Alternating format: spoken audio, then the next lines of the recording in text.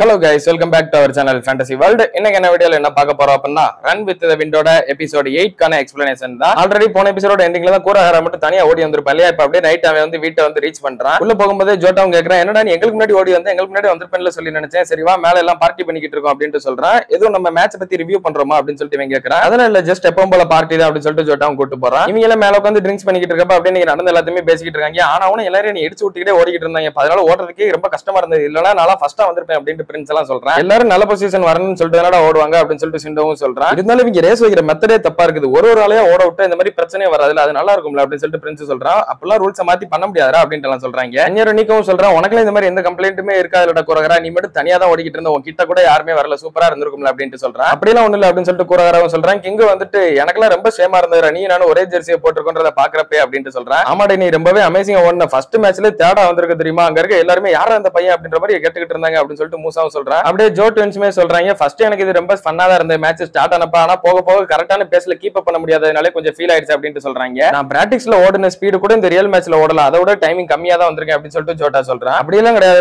ரேஸும் பிராக்டிஸும் completely different. அதை நீங்க feel பண்றீங்களா, அதை நீங்க எக்ஸ்பீரியன்ஸ் பண்ணிருக்கீங்களே இப்ப ரேஸ், அதுவே ஒரு பெரிய அச்சீவ்மெண்ட் தான் அப்படின்ட்டு ஹைஜி சொல்றான். நமக்கு இன்னொரு 2 வாரத்துல இன்னொரு ட்ராக் மீட்டுமே இருக்குது, அதுக்குள்ள நம்ம பயங்கர ஹார்டா பிராக்டிஸ் பண்ண போறோம். என்னது பயங்கர ஹார்டாவா அப்படின்னு சொல்லிட்டு ஜோ ட்வின்ஸ் கேக்குறாங்க. ஆமா, இதுக்கு முன்னாடி இருந்த ஷெட்யூலோட இப்ப கொஞ்சம் அதிகமாக்கி இருக்கிறேன், நம்மளோட ஸ்பீடு டைமிங் ரெண்டுமே இன்க்ரீஸ் பண்ண போறோம் அப்படின்ட்டு ஹைஜி சொல்றான். என்னது நாளைக்கு அட்லீஸ்ட் ஒரு நாள் ரெஸ்ட் விடேண்டா அப்படின்னு சொல்லிட்டு கிங்கும் கேக்குறான். ஆமா எனக்கு கரெக்ட் தான் தோணுது, ஒரு நாள் ரெஸ்ட் விடலாமே அப்படின்னு சொல்லிட்டு பிரின்ஸும் கேக்குறான். நம்ம ஓடுறது லாங் ரன்னிங் டா, ஒரு நாள் ஃபுல்லா எல்லாம் ரெஸ்ட் எடுக்க கூடாது அப்படின்ட்டு ஹைஜி சொல்றான். நாளா இப்பவே விட்டா கூட ஓடுவே அப்படின்னு சொல்லிட்டு கூரஹாரா சொல்றான். எங்களால முடியாதுப்பா அப்படின்ட்டு எல்லாம் சொல்லிடுறாங்க. நான் இதுல இருந்து என்ன சொல்ல வரேன்னு உங்களுக்கு புரியுதா? இன்னைக்கு ரிசல்ட் பார்த்ததுக்கு அப்புறம் நம்ம இன்னுமே சீரியஸா பிராக்டிஸ் பண்ணணும்னு சொல்ல வரேன். நம்ம கண்டிப்பா ஹாக்குனேக்கு போறோம்ல அப்படின்னு சொல்லிட்டு கூரஹாரா ஹைஜியை பார்த்துட்டு சொல்றான். இந்தமே வந்துட்டு இருந்தாலும் நம்ம எல்லாம் நல்லா ட்ரைனிங் பண்ணிக்கிட்டு இருக்கோம் அப்படின்னு சொல்றான். அப்படி அப்புறம் நம்ம இங்க இப்ப இருக்கோம், இது என்ன ஏதோ ரிவ்யூ செக்ஷனா இல்லையே, சும்மா பார்ட்டி தானே பண்ணிக்கிட்டு இருக்கோம். இருந்தாலும் இந்த மாதிரி நம்ம டைம் ஸ்பெண்ட் பண்றது நமக்கு தேவைன்னு சொல்லி தான் நினைக்கிறேன், நம்மளா ஒரு டீம் தானே அப்படின்னு சொல்லிட்டு ஜோ ட்வின்ஸ் சொல்றாங்க. அண்ட் இப்ப மட்டும் ஜாலியா இருந்துட்டு நாளையில இருந்து நம்ம பிராக்டிஸ் பண்ணுவோம் அப்படின்னு சொல்றாங்க. இதை கேட்டுட்டு கிங்குமே வந்துட்டு நாளையில இருந்து வேணாண்டா, அதுக்கு அடுத்த நாள் பண்ணலாமே அப்படின்னு சொல்றான். பிரின்ஸ் வந்துட்டு எனக்கு நாளைக்கு மழை பெய்யும் சொல்லிட்டு தோணுது அப்படின்னு அவன் ஒரு பக்கம் சொல்லிட்டு இருக்கான். கூரஹாரா செம்ம கடுப்பாய் கையில இருந்த கிளாஸ் தரையிலே அப்படியே தட்டிக்கிட்டு இந்த மாதிரிலாம் பேசுறதை நிறுத்துங்கடா அப்படின்னு சொல்லி கத்திடுறான். அப்படியே அவன் அமைதியா போய் கிச்சன்ல நின்னுக்கிட்டு இருக்கான். அதே மாதிரி அந்நேரம் பின்னாடி நீக்க வந்து அவங்க கிட்ட தனியா பேசுறான். நீ ரொம்பவே அமேசிங்கா ரன்னிங் ஓடுன, ஃபூஜியோகாக்கு அகைன்ஸ்டாவே ஈக்குவலா ஓடிக்கிட்டு இருந்த, இல்ல நாளா அவனுக்கு ஈக்குவலே இல்ல, அந்த லாஸ்ட் லேப்ல அவன் கிட்ட கூட என்னால நெருங்க முடியல அப்படின்ட்டு கூரஹாராவும் சொல்றான். நீ மட்டும் இல்லடா, நாங்களும் தான், நாங்களாம் ஸ்டார்டிங்ல இருந்தே அவனுக்கு ஈக்குவலா போகல அப்படின்ட்டு சொல்றான். அதனாலதான் நான் உங்களை இதை சீரியஸ் எடுத்துக்கோங்கன்னு சொல்றேன் அப்படின்ட்டு கூரஹாரா சொல்றான். சரிடா காக்ரோ, என்ன பண்ண சொல்றேன், என் உடம்ப பாரு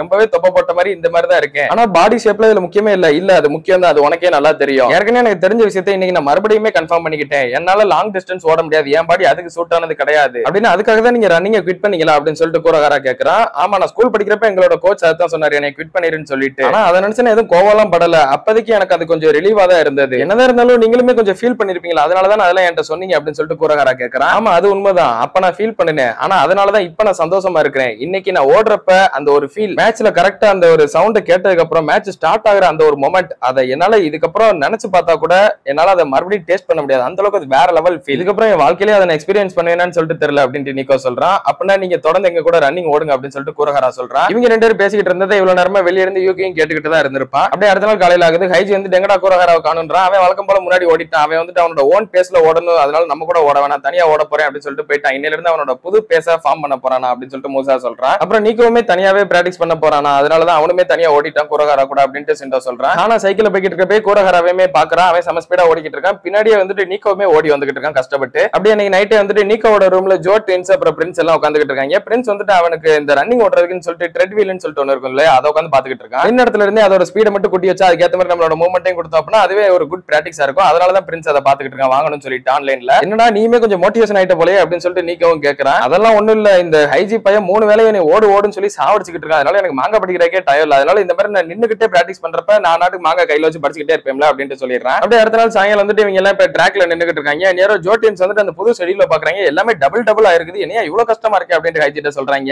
அந்நியார் யூகியுமே சொல்றான், இல்ல இது கரெக்டா இருக்குமா, ஏன்னா பில்டப் ரன்னிங் ஸ்பீடுக்காக தான் நம்ம பண்றோம், இதுலயே மோஸ்ட்லி எல்லாம் டயர்ட் ஆயிருவாங்க, அப்புறம் காலுமே பயங்கரமா வலிக்க ஆரம்பிச்சிடும். டேய் யூகி பையா, நீயாடா இவ்வளவு அருமையா ரன்னிங் எல்லாம் இவ்வளவு அனலைஸ் பண்ணி வச்சிருக்க அப்படின்னு சொல்லிட்டு சிண்டவும் கேக்குறான். இல்லடா நான் உங்களுக்காக தான் பேசிக்கிட்டு இருக்கேன் அப்படின்னு யூகி சொல்றேன். ஆமா யூகி சொல்றதுலயே ஒரு பாயிண்ட் இருக்குது, பில்டப் ரன்லயே மோஸ்ட்லி எல்லாருமே பயங்கரமா டயர்ட் ஆயிருவீங்க, அதனாலதான் நான் உங்களுக்கு இன்டர்வல் ரன்ஸ் ஒன்னு புதுசா இன்ட்ரோ பண்ணிருக்கேன் அப்படின்ட்டு ஹைஜி சொல்லிடுறேன். அட இது வேற புதுசா வாயா, ஏற்கனவே அதிகமா இருக்குது, ஏன் இப்படி பண்ற அப்படின்ற மாதிரி ஹைஜி எல்லாம் கேட்டுக்கிட்டு இருக்காங்க. கூரஹாரா வந்துட்டு நமக்கு டைம் இல்லடா, சீக்கிரம் வாங்க, நம்ம டைம் வேஸ்ட் பண்ணக்கூடாது அப்படின்னு சொல்லிட்டு எல்லாம் கூப்பிட்டுக்கிட்டு இருக்கான். ஹைஜிமே வந்துட்டு சரி வாங்க 2 குரூப்பா பிரிங்க ஓட ஆரம்பிப்போம் அப்படின்னு சொல்லிட்டு எல்லாம் ஓட ஆரம்பிக்கிறாங்க. வழக்கம் போல பிரின்ஸ் வந்துட்டு ஹைஜி மோட்டிவேட் பண்ணி கூட்டி ஓடி வந்துகிட்டு இருக்கான். கூரஹாரா என்னன்னா ஒரு பயங்கர கொலவெறியோட அவன் மட்டும் செம ஸ்பீடா ஓடிக்கிட்டு இருக்கான். அப்படியே கூரஹாரா ஓடி போய் ஒரு ரோடோட எண்ட்ல நின்னுகிட்டு இருக்கான். நிக்கிறதுனா சும்மால நிக்கல, அங்கேயுமே அவன் ஜாகிங் பிராக்டிஸ் மாதிரி அந்த லெக்ஸ் மூவ்மெண்ட் கொடுத்துக்கிட்டே தான் நின்னுகிட்டு இருக்கான். சிண்டோ மூசாவும் வரவோ அப்படியே இன்னைக்கு நம்ம நைட் பிராக்டிஸ் பண்ணுவோமா அப்படின்னு சொல்லிட்டு கேக்குறான். இல்லப்பா இன்னைக்கு நம்ம ரொம்பவே அதிகமா பண்ணிட்டனால எங்களுக்கு போதும் அப்படின்ற மாதிரி மூசா சொல்றான். நம்மளோட ட்ரைனிங் இன்க்ரீஸ் பண்ணலனா நமக்கு எந்தவித பலனுமே கிடைக்காது அப்படின்னு சொல்லிட்டு கூரஹாரா சொல்றான். இருந்தாலும் நாங்க லேட் நைட் ஜாகிங் போறதுக்கெல்லாம் காரணமே வேற அப்படின்னு சொல்லிட்டு சிண்டோ சொல்றான். எதுக்கு அந்த ஃபேன் கிளப் கிடைக்கணும்னு சொல்லிட்டு தானே ஏதாவது கிடைச்சதா அப்படின்னு சொல்லிட்டு கேக்குறான். கொஞ்சம் கொஞ்சமா கூடிக்கிட்டு தான் இருக்குது அப்படின்னு சொல்லிட்டு சிண்டோ சொல்றான். அப்போ ஹைஜி வந்துட்டு கூரஹாரா தள்ளி நில்றா அப்படின்னு சொல்றான். பின்னாடி ஒரு பொண்ணு சைக்கிள்ல கொஞ்சம் கூரஹாரா வந்து மோதி இருக்கும். பாத்து இருக்கையா அப்படின்னு சொல்லிட்டு அந்த பொண்ணு போகுது. ஹைஜி அவங்க கிட்ட வந்துட்டு பாத்துடா நம்ம வீட்டுக்கு போய் முடிக்கிற வரை பிராக்டிஸ்லாம் இன்னும் முடியல அப்படின்னு சொல்றான். யூகி கிங்க பாத்துட்டு உனக்கு இன்னும் டயர்ட் ஆகலையா அப்படின்னு சொல்லிட்டு கேக்குறான். எனக்கு தெரிஞ்சு நான் இன்னைக்கு இதை குவிட் பண்ணிடுவேன் போலடா அப்படின்னு கிங்கு சொல்றான். சரி ரொம்ப நேரம் இப்படியே நின்னுக்கிட்டு இருக்காம வாங்க ஓடும் அப்படின்னு சொல்லிட்டு கூரஹாரா மறுபடியும் ஓட ஆரம்பிச்சிடான். யாரு சாமி இவன் அப்படின்ற மாதிரி எல்லாம் பாத்துக்கிட்டு இருக்காங்க. இவனை நல்லா ஓடி முடிச்சதுக்கு அப்புறம் எல்லாம் அந்த ஸ்விமிங் பூல்ல வந்து குளிக்கிறாங்க. நிக்கோமே வந்துட்டு அவனோட வெயிட் எல்லாம் பாக்குறான். அப்போ ஹைஜி யூகி ரெண்டு பேருமே தனியா உட்காந்து பேசிக்கிட்டு இருக்காங்க. எனக்கு தெரிஞ்சு நீ இதை ஆல்ரெடி நோட் பண்ணிருப்பேன்னு சொல்லிட்டு நினைக்கிறேன். நீக்கோ அவனை கொஞ்சம் அதிகமாவே புஷ் பண்ணிக்கிற மாதிரி இருக்குல்ல அப்படின்னு சொல்லிட்டு யூகி கேக்குறான் ஹைஜியை பார்த்து. அதுவும் காக்கிரோ தான் நீக்கோவை இன்னுமே நல்லா தூண்டி விட்டுட்டான். காக்கிரோக்கு ஆல்ரெடி ட்ராக்ல ஓடி எக்ஸ்பீரியன்ஸ் இருக்குது. அதனால இந்த மாதிரி ஃபாஸ்டா ரன்னிங் ஓடக்கூடிய ஒருத்தன் இவனை பார்த்துட்டு உன்னால ஓட முடியும் அப்படின்னு சொல்றப்ப அது இவனுக்கு இன்னுமே பூஸ்ட் அப் ஆயிடுச்சு. அதை கேட்டுட்டு இவனுமே இவனை அதிகமா புஷ் பண்ணிக்கிட்டு இருக்கான். இது எனக்கு இன்னும் கொஞ்சம் டேஞ்சரஸா தான் இருக்குது அப்படின்னு சொல்லிட்டு யூகி சொல்றான். நைட் எல்லாம் சாப்பிட்டுக்கிட்டு இருக்காங்க. நேரம் நீக்கோ வந்துட்டு சாப்பிட்டு முடிச்சுட்டு கிளம்புறான். என்னடா அவ்வளவுதான் நான் ரொம்பவே சீக்கிரமா எந்த மாதிரி இருக்குது அப்படின்னு சொல்லிட்டு யூகி கேக்குறான். இல்ல நான் நல்லா தான் சாப்பிட்டேன். ஸ்மோக்க விட்டதுல இருந்து எனக்கு சாப்பாடுலாம் ரொம்ப டேஸ்டா தெரியுது. அதான் கடகடன்னு சாப்பிட்டேன் அப்படின்னு சொல்லிட்டு அவன் வெளியே போறான். நேரம் கூரஹாரா வெளியே போய்கிட்டு இருக்கான். நேரம் ஹைஜி அவனை பார்த்துட்டு நீ எதுக்கு இப்ப வெளியே போற, நீ